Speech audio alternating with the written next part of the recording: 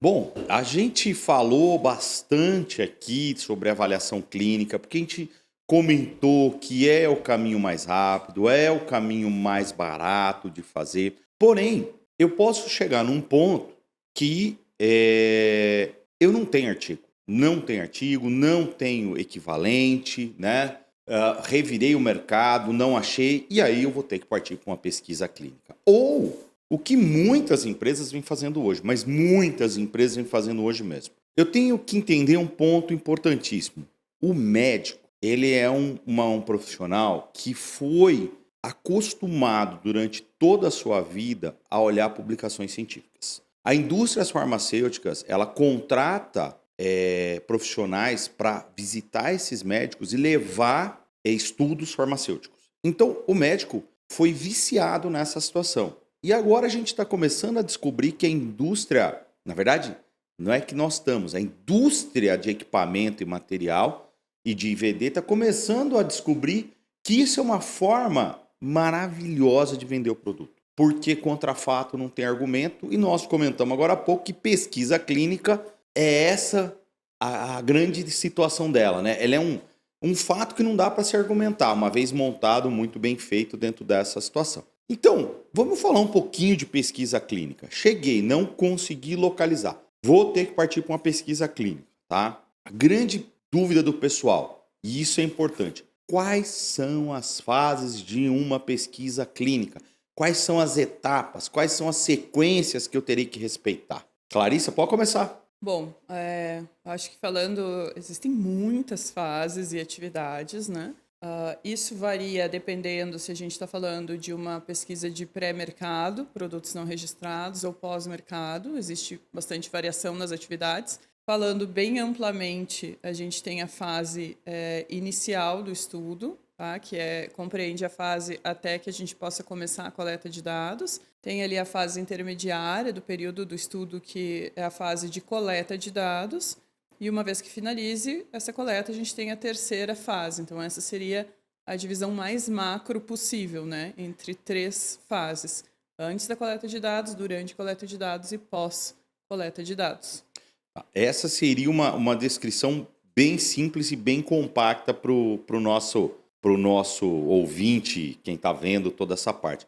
Mas importante, que a gente precisa estar sempre olhando, né? A pesquisa, ela pode partir de duas formas que a gente comentou agora há pouco. Retrospectiva, certo? E prospectiva. Correto, Cíntia? Correto. Comenta para mim um pouco, que é uma outra dúvida que o pessoal teve aqui, né? Qual que é a diferença entre a prospectiva e a retrospectiva?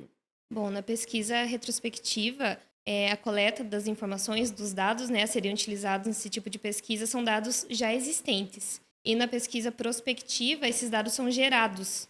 Então, o estudo ele é delineado para que os dados sejam, né, coletados no momento para o futuro. Na retrospectiva, são as informações que já existem. Então, eu vou pegar aquilo que já está no mercado. Foi aquilo que nós Isso. comentamos agora há pouco e que nós temos muito problema com isso, né? Muito problema, porque geralmente esses dados não estão adequados, não estão bem montados, né? Tem algumas instituições que mantêm registros clínicos, né, que são bancos de dados observacionais de patologias ou situações clínicas de interesse, mas elas já compõem esses registros no objetivo de ter dados completos, né, para que a gente possa fazer uma série de análises. Mas não é ainda tão frequente no Brasil, né? A gente tem nas principais instituições, tem alguns registros que são das sociedades, né, de cada especialidade, como por exemplo, a Sociedade Brasileira de Cardiologia possui registros, né? Então, quando a gente consegue ter acesso a esses dados de registros, a gente consegue ter uma qualidade superior, bem superior de dados. Mas ainda ele supre uma parte muito pequena de todas as necessidades do mercado, principalmente quando a gente fala em estudos para fins regulatórios, né? Então, a grande maioria das vezes nos estudos retrospectivos, a gente vai cair lá em coletar dados de prontuários, médicos ou na área de odonto, dependendo do que for o objetivo do dispositivo, e frequentemente eles são bastante incompletos. E se os dados não tiverem completo o suficiente, a 14155 não vai deixar nós irmos para frente. A gente não consegue analisar, né? Acaba tendo algo inconclusivo, né? Se tu não tem minimamente ali uma estrutura naqueles dados, né, em termos de dados completos mesmo. Legal. E, gente, é bem interessante porque nessa fase inicial, né, que é a fase de delinear esse estudo, montar esse estudo, né, a gente está sempre observando uma coisa que é a pergunta que todo mundo nos faz. Qual é o tamanho do N? Quantos pacientes? Com quantos pacientes precisa, né? Com coisa que existisse um número cabalístico, né? Não, peraí, eu vou jogar aqui o Búzios, tarô e eu sei quanto é. Como é que calcula esse N? Pelo amor de Deus.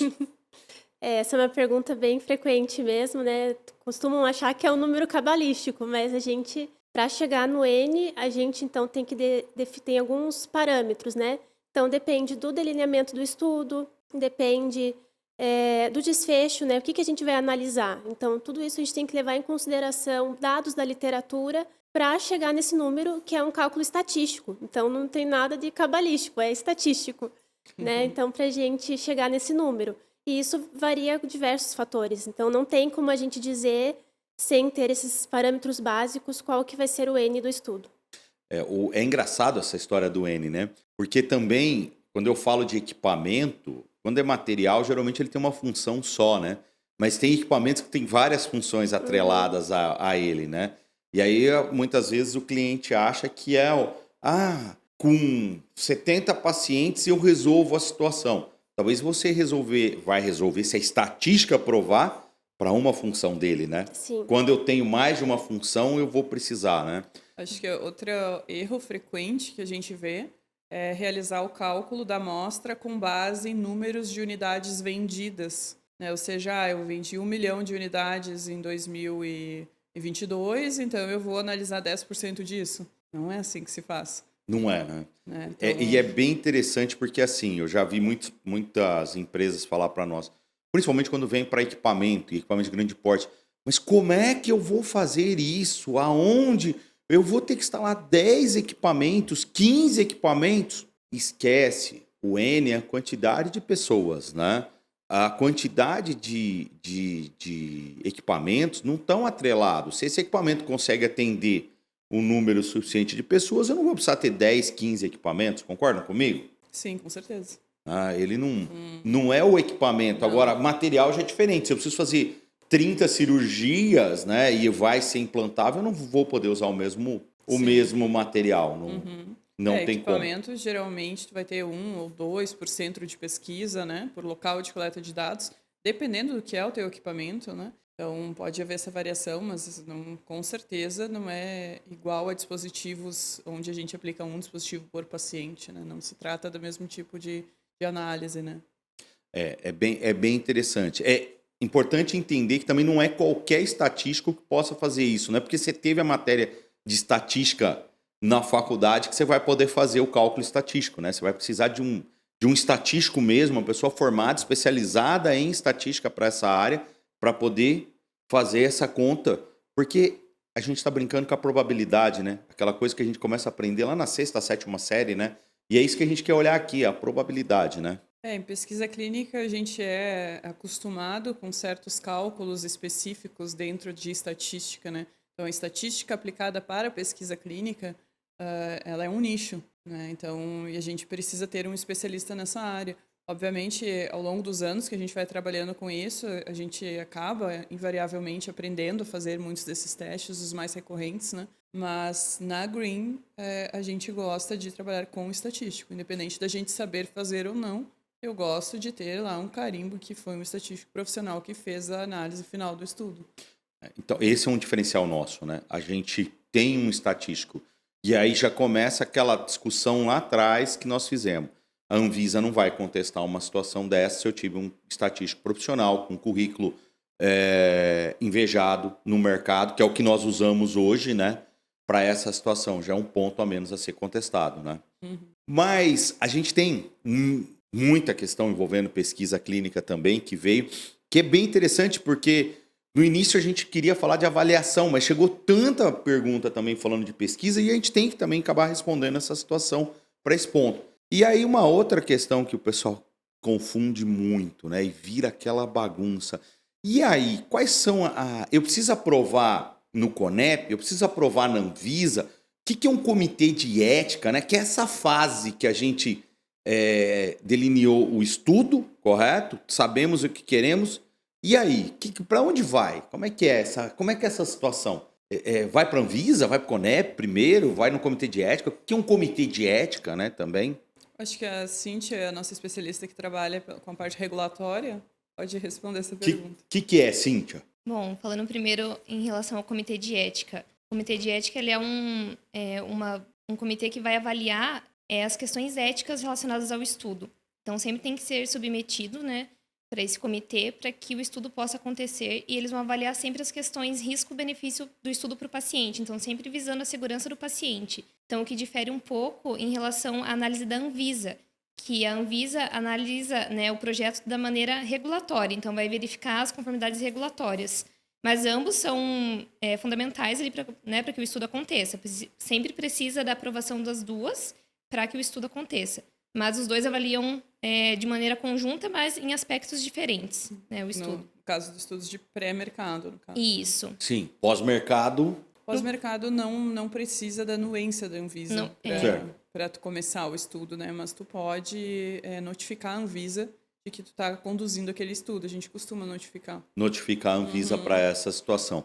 E esses comitês de éticas estão aonde? Só existem dentro das universidades públicas no Brasil? É uma pergunta que geralmente as pessoas me fazem, né? Não, os comitês de ética eles podem estar vinculados a instituições também como hospitais, outras instituições de ensino, não somente universidades públicas, né? E são comitês locais, né? A CONEP é a comissão nacional, então é a nível nacional, e os comitês de ética eles são locais. Legal. E quando eu tenho que passar pela CONEP? Passa pela CONEP dependendo da área temática do estudo. Então, não são todos os estudos que precisam passar, mas alguns estudos, né, precisam, até se a Clarissa quiser complementar, Clarissa, em relação ao fluxo, né, mas alguns estudos somente que precisam. Então, vai depender do tipo de estudo, do tipo de população que está sendo estudada também. Então, existem as populações vulneráveis, se é estudo com criança, com populações indígenas, esses estudos geralmente vão passar pela CONEP. E em situações também que o estudo não tem um comitê de ética vinculado, não tem um comitê de ética já pré-definido, esse estudo vai primeiro também para a CONEP, para que a CONEP indique um comitê de ética. Legal. Interessante. Bem interessante. E necessariamente o estudo...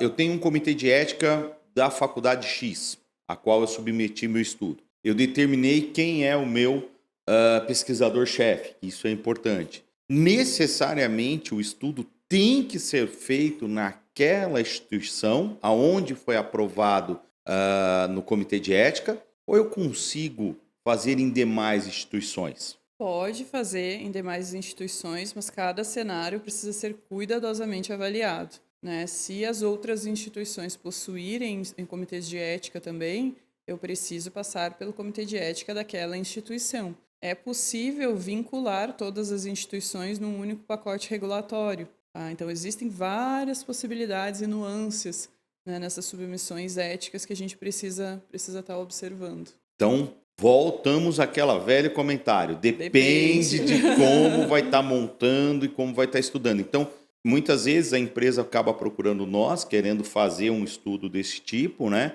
E ela está perdida, né? E esse é o nosso papel lá, orientar ela. E a gente sempre fala, olha, você pode utilizar uma ou mais instituições, desde que as instituições tenham seus respectivos comitês, desde que eles sejam respectivamente aprovados para essa situação. Agora, vem a pergunta ao contrário, né? Que a gente recebe muito, né? Posso fazer na clínica do Dr. Zé lá no qualquer lugar diferente? Então, quando a gente fala em estudo clínico para fins regulatórios, a gente passa por uma fase inicial que é de seleção dos locais de coleta de dados, né?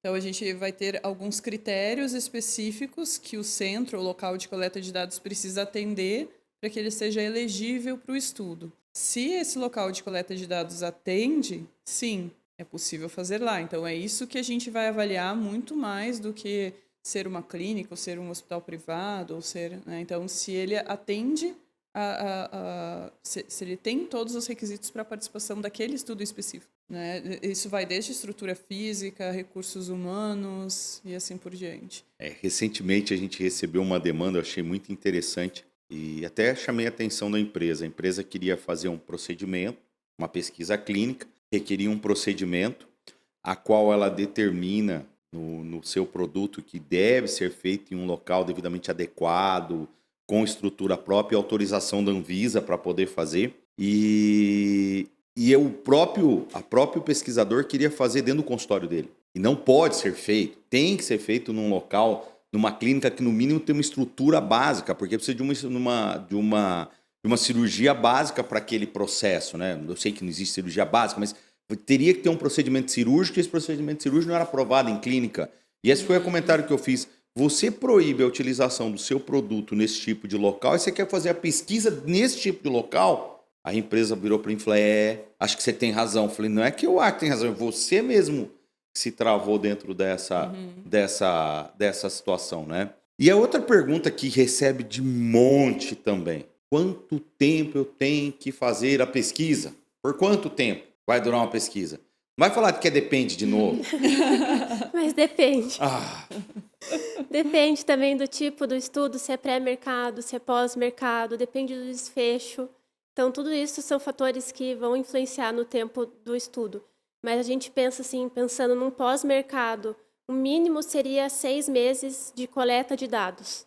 Mas isso pode se estender por até 5 anos, 10 anos, né? Isso vai depender muito do tipo do estudo, principalmente, e do desfecho, né, que você está avaliando.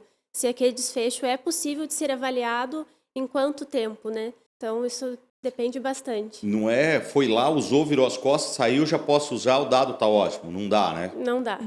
Ainda mais ser implantável, né? Sim. Implantável Sim, vai... é algo que vai ficar ali na pessoa, né? Então, o efeito daquilo vai durar um bom tempo e isso precisa ser avaliado, né? A prótese mamária é um caso desse, que é o que abre toda essa situação. Ela é bem importante nesse contexto de exemplo, né? Com certeza. Porque ela tem várias etapas no corpo, né? Logo após a cirurgia. E nós, quando nós montamos, delineamos o estudo, a gente também marca as coletas de dados, né? Que é uma outra pergunta que fazem.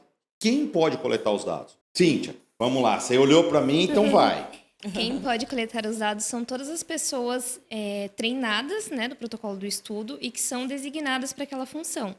Através, né, da delegação, a gente tem um documento dentro da pesquisa clínica que que o investigador principal delega atividades às pessoas da equipe. Então, qualquer pessoa que esteja devidamente treinada, né, de acordo com as boas práticas clínicas, com o protocolo, a pessoa pode estar coletando esses dados. Tá? Então, pode ser, né, geralmente é o pessoal da área de saúde, que faz parte ali do centro de pesquisa. Legal. Do local de coleta de dados. E nós treinamos esse pessoal. Isso, o treinamento é sempre feito por nós, né, pela CRO, e depois desse treinamento, todo mundo ali com o documento assinado e treinado vai poder coletar as informações do estudo. Legal, é outra pergunta que me fazem sempre, né? Passarini, o que é esse tal de CRO que você fala toda vez que a gente vai falar de pesquisa clínica? Porque CRO é um termo muito comum na área de fármaco, não é super comum, né? Mas na nossa área ele é meio novo, né? E o que é uma CRO? CRO, então, significa Contract Research Organization, que é uma consultoria, né, ou uma organização representativa de pesquisa clínica, que em português seria ORPC. Então, é a Green. A Green é uma CRO. Interessante. Então, uma empresa que cuida de pesquisa clínica de uma forma bem concisa, resumida, de uma forma bem sintética. Posso usar esse termo?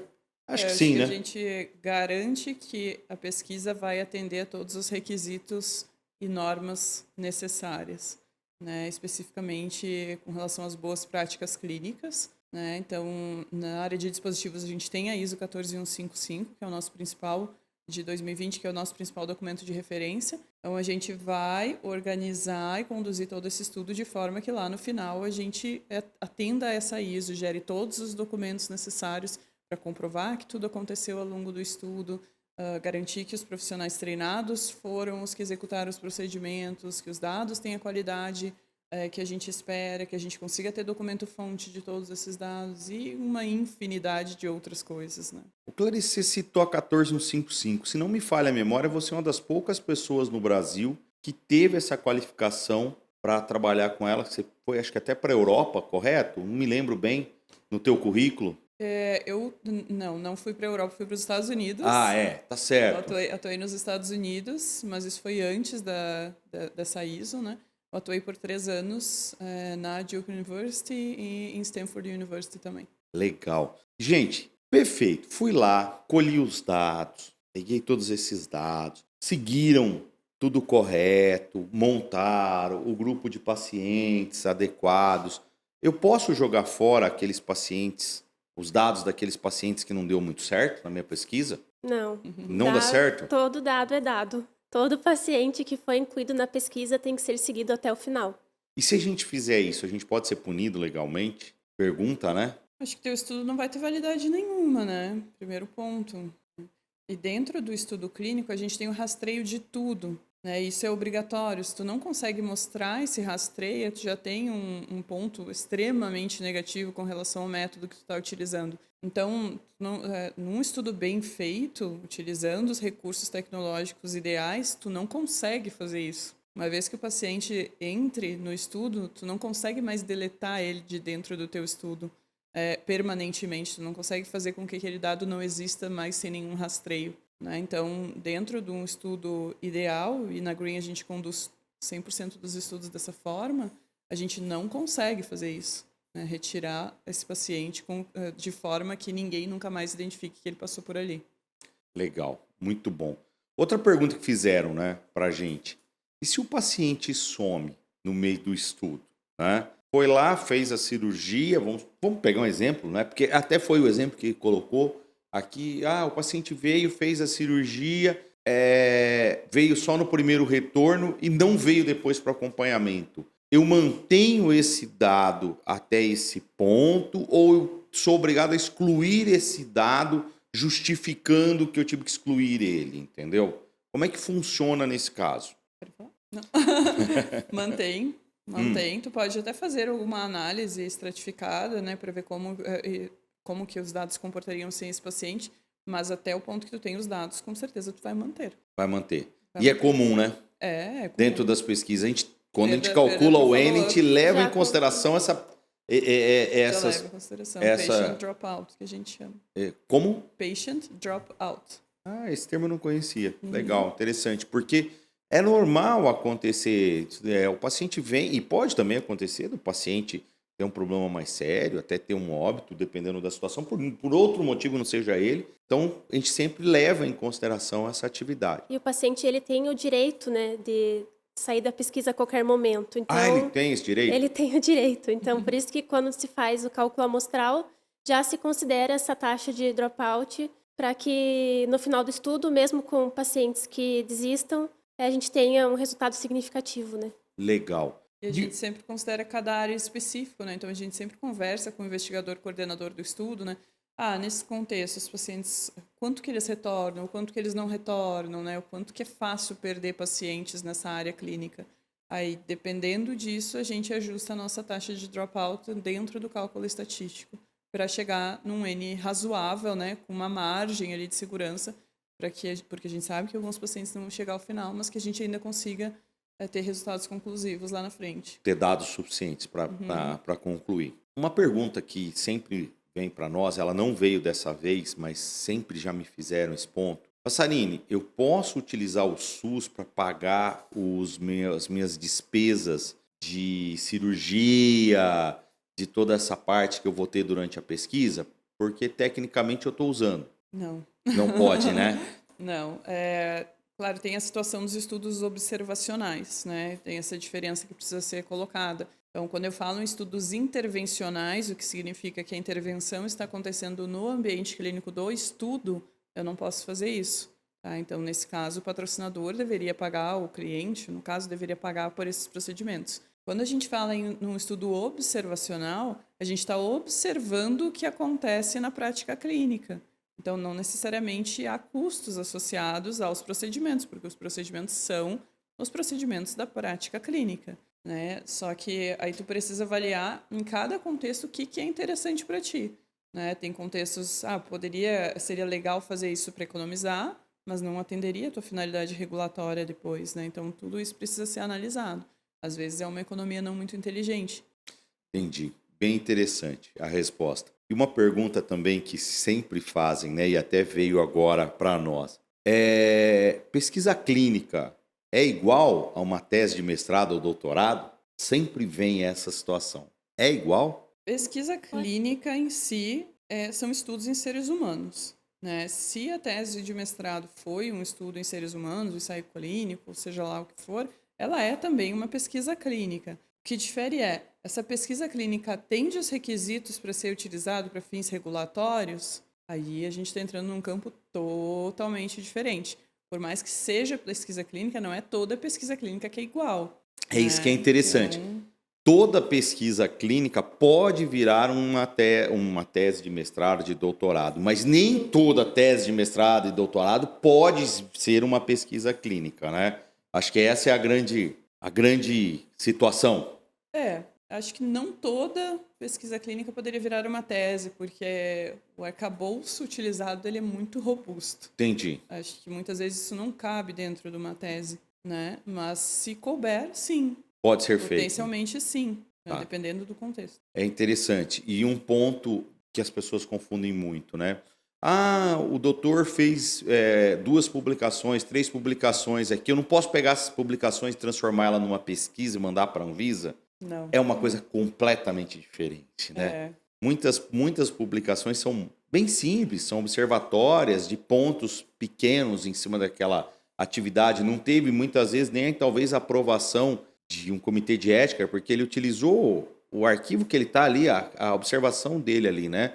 Para fazer publicações, né? E não o contrário, correto? Correto. E muitas Tá. vezes nem seguiu os padrões, né, das boas práticas clínicas, não seguiu as orientações da ISO, RDCs, assim, que são aplicáveis nesse caso, então não seria útil, né, para finalidade regulatória. Agora, um ponto interessante. Isso a gente vê muito, né? Vê muito na indústria farmacêutica. A pesquisa clínica, ao final, ela é convertida em publicações para ser utilizado como marketing, correto? Na nossa área, vocês enxergam isso ultimamente ou não? Ou ainda é muito embrionário? Eu acho que é embrionário. Eu ainda vejo como embrionário, né? Pouco ainda. Até pelo tempo que leva para conduzir uma pesquisa clínica, eu acho que faz sentido ainda ser embrionário, né? Não faz tanto tempo que é exigido pesquisa clínica dentro desse mercado, como é exigido agora, né? Então, acho que a gente vai caminhar para isso, né? Cada vez mais os fabricantes vão ter esses dados e vai ser interessante para eles gerar publicações para poder utilizar para marketing, para, enfim, seja lá qual for a finalidade, né? Então é o regulatório auxiliando em outras áreas também, Com que certeza. pode ser usado, né? Com certeza. É o que eu falo muitas vezes. A gente percebe muitas vezes, você está numa feira internacional, um cliente chega e, perdão, um distribuidor de um país chega até um cliente nosso que está lá e pergunta para ele assim, olha, você tem CE ou FDA? E aí ele fala, peraí, mas não é exigido no seu país? Você não está nos Estados Unidos ou na comunidade europeia? E as pessoas não entendem essa situação. E nós promovemos uma pesquisa justamente para entender isso, que isso é um atestado de qualidade, é um selo de marketing para ele, é algo que comprove. E o médico hoje que está usando na ponta, como ele está tão acostumado com artigos, foi aquilo que nós comentamos agora logo no início, né? Com artigos científicos para esse tipo de trabalho, para ele entender, para ele ver como foi, qual é a repercussão, como foi o comportamento. Ele está acostumado com essa atividade, com esse ponto. Ele espera isso da área de material, equipamento e IVD, né? E é algo que eu vejo que em breve vai se tornar tão rotineiro e tão comum que é hoje na indústria farmacêutica, correto? Acredito que sim, que é uma questão de tempo que a gente caminha para isso, né? E o custo cada vez também vai diminuindo quanto você tem maior dedicação. E como nós falamos agora há pouco, né? Um bom trabalho de pós-mercado pode gerar um bom trabalho de pesquisa clínica e poderá gerar bons artigos de publicação também, né? Sim, com certeza. Uhum. Que é uma outra coisa que a Green faz, que a gente não comentou aqui, né? Que são artigos científicos também, né? Que é ajudar na grafia desses artigos. Comenta um pouquinho pra gente, Clarice. Sim, a gente tem esse tipo de serviço, né? A gente tem pessoas que são alocadas para escrever artigos científicos, entre outros materiais científicos. Isso pode ser tanto vinculado a uma pesquisa que a gente conduza ou com dados. Se a gente está falando de um artigo que é puramente para marketing, que é do interesse da empresa, a gente pode trabalhar com dados que a empresa já possua de algum parceiro, né? Analisar esses dados e gerar um artigo científico. Se for para fins regulatórios, a gente consegue fazer isso, mas teria que analisar a qualidade com que esses dados foram, com mais critério, a qualidade que esses dados foram gerados, né? E a documentação que a gente tem para comprovar tudo isso. Então, a gente consegue fazer isso tanto de forma isolada, quanto ao final do serviço que a gente oferece de pesquisa clínica mesmo. Legal, é bem interessante saber porque é um ponto que a empresa precisa, né? Ela precisa muito levar essa ferramenta nova, porque o médico cada vez mais ele está mais exigente, né? Nós somos hoje consumidores muito mais exigentes do que eram os nossos pais no passado. Então, o médico está cada vez mais exigente com essa situação. Legal, falamos bastante dessa situação, mas para a gente findar falando dessa parte de pesquisa clínica, né? Como que é um desfecho de uma pesquisa clínica? Quando eu sei que é a hora de parar de colher dados e eu posso parar temporariamente só de colher dados para poder colocar um estudo no mercado e continuar colhendo esses dados para frente?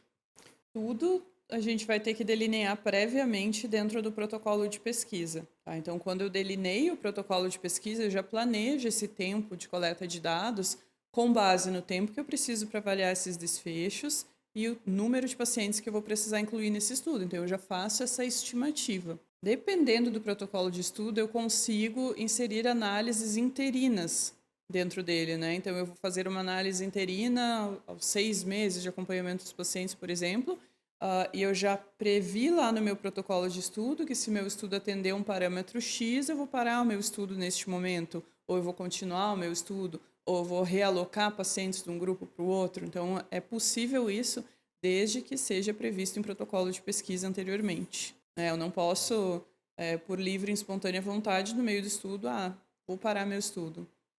Não é assim que as coisas acontecem, né? Poder parar, até eu vou poder parar, mas eu vou ter que primeiro me responsabilizar pelos aqueles pacientes, por toda aquela situação, e eu não vou colher os frutos deles, Tu né? não vai chegar ao teu objetivo, provavelmente, que tu tinha delineado para aquele estudo, né? Legal. Gente, acho que foi muito bom esse bate-papo. Ficamos aí 3 horas conversando, falando sobre essa situação tão importante. Deu para mostrar que não é a 751 que foi a vilã da Anvisa pedir e exigir agora a avaliação clínica, pesquisa clínica, né, que é uma evolução. Eu acho que deu para sanar muitas dúvidas.